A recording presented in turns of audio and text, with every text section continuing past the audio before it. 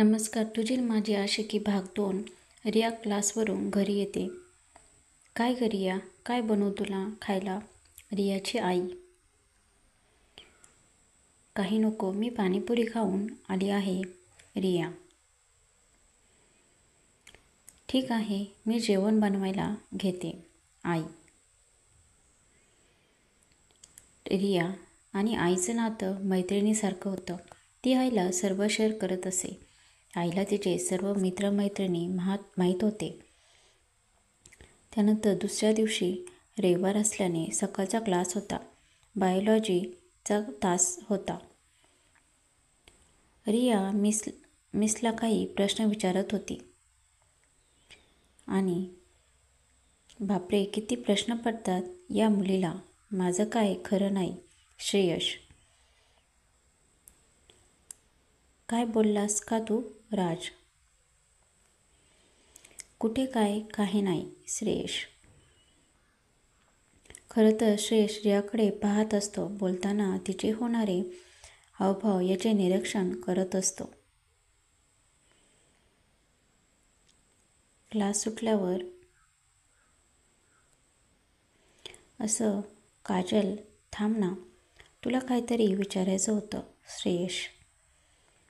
तू चुकीचा अर्थ नको काढूस. रियाचा कोणी BAF आहे का?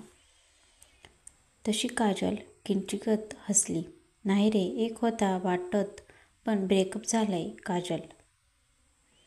अच्छा, म्हणून मी ती एवढी शांत असते. श्रेयश. काय म्हणालास काजल? काय नाही, चल निघतो, बाय. श्रेयश. आणि दुसऱ्या दिवशी क्लासमध्ये, अगं रिया, तुला एक सांगायला विसरले मी. काल श्रेयश मला विचारत होता की तुझा कोणी BF आहे का? काजल. ओ, मग तू काय बोललीस रिया? त्यावरती काय नाही, एक होता, एक ब्रेकअप झाला वगैरे. काजल. विडी, कशाला त्याला सांगितलंस तू पण ना, यापुढे कोणाला काही सांगत बसू नकोस. रिया.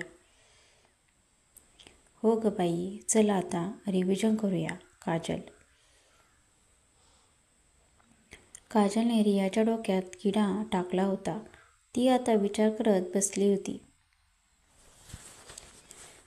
श्रेयसने असे का विचारले असेल? काय असेल त्याच्या मनात नक्की? असे खूप प्रश्न तिच्या मनात पडत होते. घरी आल्यावर रात्री पण ती त्याच्या विचारात झोपून गेली. श्रेयसने रियाचा हात घट्ट धरला होता. रिया बेबी, माझं खूप प्रेम आहे तुझ्यावर आणि मी खूप सिरियस आहे. मला साथ देशील ना? श्रेयस. हो, आयुष्यभर. रिया. असे बोलून रियाने श्रेयसच्या खांद्यावर डोके ठेवले. तशी रियाला झोपेतून अचानक जाग आली.